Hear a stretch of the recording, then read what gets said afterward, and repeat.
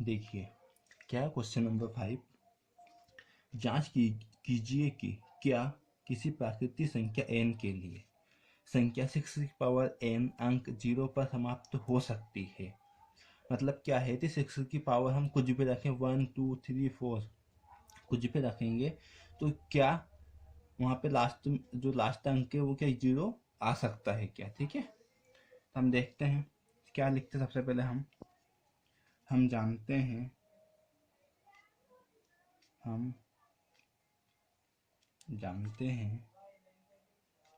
कि किसी प्राकृत संख्या 6 की पावर n को 0 पर समाप्त होने के लिए 6 की पावर n के गुणनखंड 5 से विभाज्य होना चाहिए। 5 से विभाज्य होना चाहिए। अतः 6 की पावर n का एक गुणनखंड 5 होना चाहिए। गुणनखंड क्या होना चाहिए? 5 होना चाहिए। क्या लिखा हमने? हम जानते हैं कि किसी प्राकृत संख्या 6 की पावर n को 0 पर समाप्त होने के लिए 6 की पावर n के गुणनखंड 5 से विभाज्य मतलब भाग जाना चाहिए। अतः 6 की पावर n का एक गुणनखंड 5 से विभाज्य होना चाहिए, 5 उसका गुणनखंड होना चाहिए। ठीक है, जैसे हम लिख सकते हैं क्या है 6 की पावर n, इसको हम लिख सकते हैं 2 तिया 6, 2 की पावर 3 और ये n वैसा का वैसे। ठीक है, इसलिए क्या दिया इसमें 6 की पावर n के केवल 2 और 3 ही गुणनखंड हैं। ठीक है, क्या है इसके गुणनखंड हैं? कितने इसके?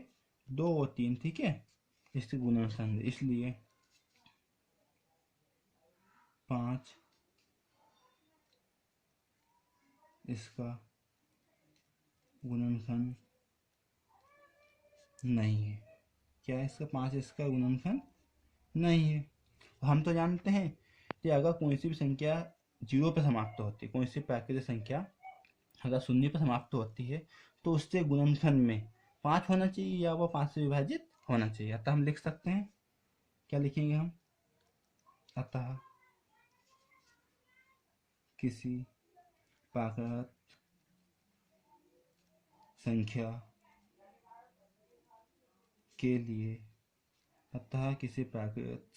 के लिए संख्या 6 की पावर n अंक 0 पर समाप्त नहीं हो सकती। ठीक है, ये सॉल्व होगा। मतलब क्या है इसमें अपना गुणांक क्या नहीं है? 5 नहीं है। अब जिस संख्या में गुणांक 5 नहीं होगा वहाँ संख्या क्या होगा? 0 पर समाप्त नहीं हो सकती है। हमने लिखा है, क्या लिखा है? अतः किसी प्राकृतिक संख्या के लिए संख्या 6 की पावर n 0 पर समाप्त नहीं हो सकती। ठीक है, ये अपना क्वेश्चन नंबर 5 कंप्लीट हो गया। ठीक है, अब हम नेक्स्ट क्वेश्चन करते हैं। क्वेश्चन नंबर 6 क्या दिया है क्वेश्चन नंबर 6 में? ठीक है, क्वेश्चन नंबर 6 में दिया है अपने को, व्याख्या कीजिए कि 7 × 11 × 13 + 13 और 6 × 6 × 5 × 4 × 3 × 2 × 1 + 5 भाज्य संख्याएं क्यों हैं? ठीक है, हम बताना चाहिए भाज्य क्या होती है? जिसमें किसी भी संख्या का भाग चला जाता है। ठीक है, तो हम बताते हैं यहाँ पे दोनों संख्या एक एक लिख लेते हैं। क्या यहाँ पे पहली संख्या पहली संख्या। क्या दी हुई है पहली संख्या अपने पास? 7 मल्टीप्लाई 11 मल्टीप्लाई 13 प्लस क्या है 13। ठीक है, हमने देखा ये क्या है, ये पूरा एक है यहाँ से यहाँ। ठीक है, इसमें से क्या 13 कॉमन आ रहा है। ठीक है, कॉमन निकाल लेते हैं, हिंदी में उसे उपनिष्ठ बोलते हैं। ठीक है, क्या है कि हमने यहाँ पे इक्वल लगाया, 13 कॉमन निकाल लिया। यहाँ पे बचा 7 इंटू 11, यहाँ से 13 बाहर निकल गया तो 1। ठीक है, अभी प्लस है, इधर से 13 बाहर निकल गया तो 1 बचा। ठीक है, मैंने चाहे तो हम और लिख सकते हैं, क्या बचेगा यहाँ 7 इंटू 11 प्लस 1। ठीक है, इसे आगे सोल्व करने की जरूरत नहीं है थी, क्योंकि 13 से भाज्य हो जाएगा। क्योंकि यहाँ 13 एक क्या है, गुणनखंड है।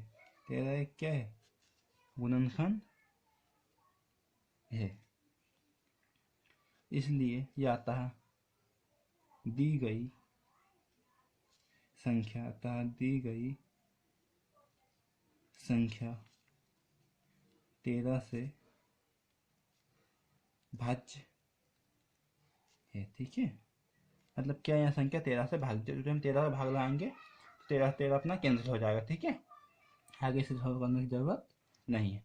अब ये संख्या इसको बताना है, ऐसे दूसरी संख्या लिखते हैं हम यहाँ पे। ठीक है, क्या लिखते हैं यहाँ पे हम, दूसरी संख्या है second number.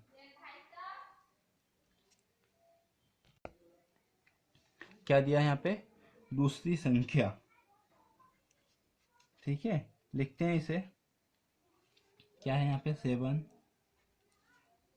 Multiply 6 multiply 5 multiply 4 multiply 3 multiply 2 multiply 1 plus 5। ठीक है, यहाँ से हम ये इतना एक है, ये यहाँ प्लस के बाद ये एक है। ठीक है, तो हम क्या करते हैं 5 इसमें से बाहर निकाल देते हैं।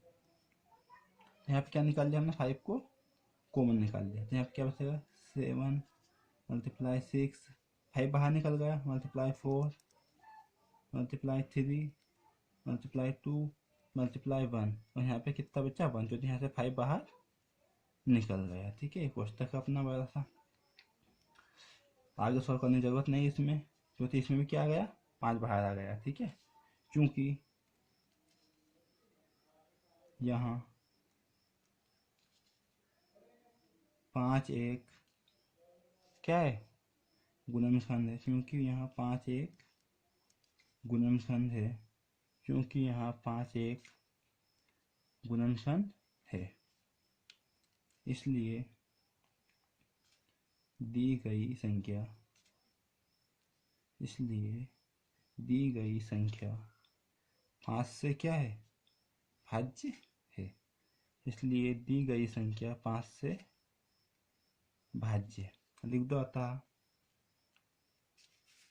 अतः 7 मल्टीप्लाई 11 मल्टीप्लाई 13 प्लस 13,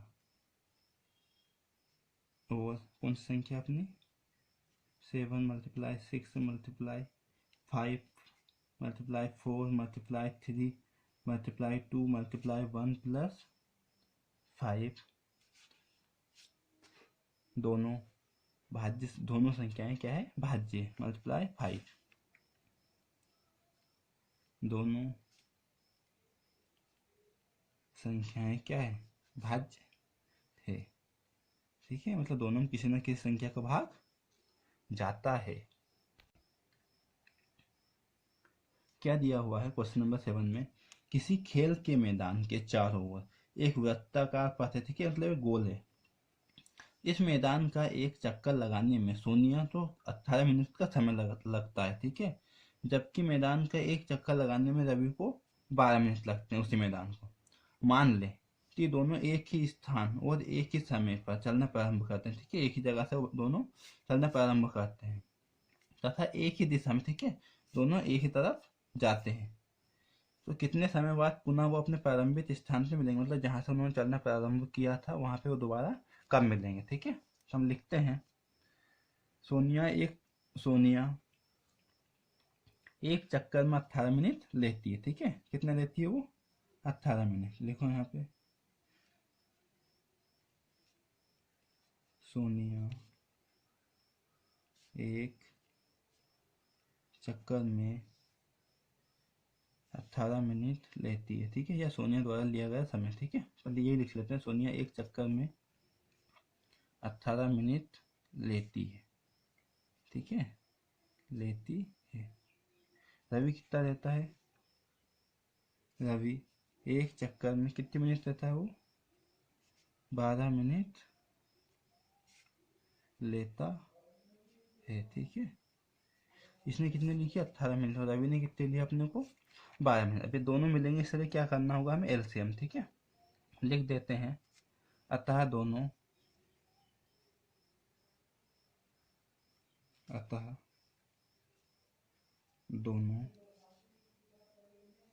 एक ही स्थान पर एलसीएम। दोनों का एलसीएम क्या है? 18 और 12। ठीक है, 18 और 12 मिनट बाद मिलेंगे, और 12 मिनट के बाद मिलेंगे। ठीक है, लेंथ एलसीएम बाद मिलेंगे। ठीक है, तो हमें क्या निकालना है? अब एलसीएम निकालना है। ठीक है, तो 18 का अभाज्य गुणनफल क्या है? 18 के अभाज्य गुणनफल। ठीक है, निकालना आता है सभी को? इधर निकाल लेते हैं। 18 किससे ज़्यादा? 2 से दुनम 18। अब 3 से जाएगा, 3 तिया 9, 3 कम 3। ठीक है, कितना हो गया?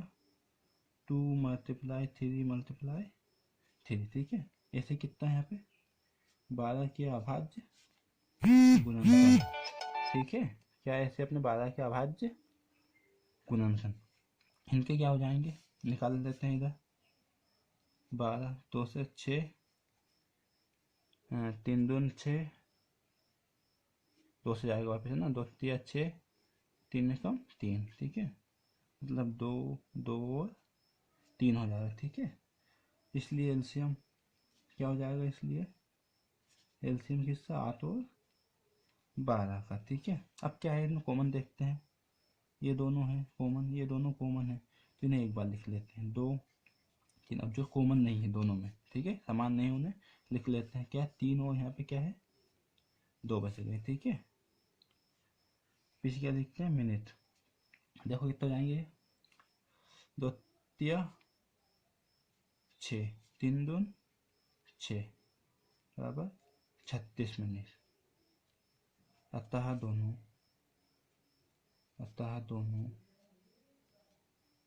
दोनों प्रारंभिक स्थान पर, अतः दोनों प्रारंभिक स्थान पर 36 मिनट के बाद मिलेंगे। ठीक है, कितने बाद मिलेंगे वो? 36 मिनट के बाद मिलेंगे।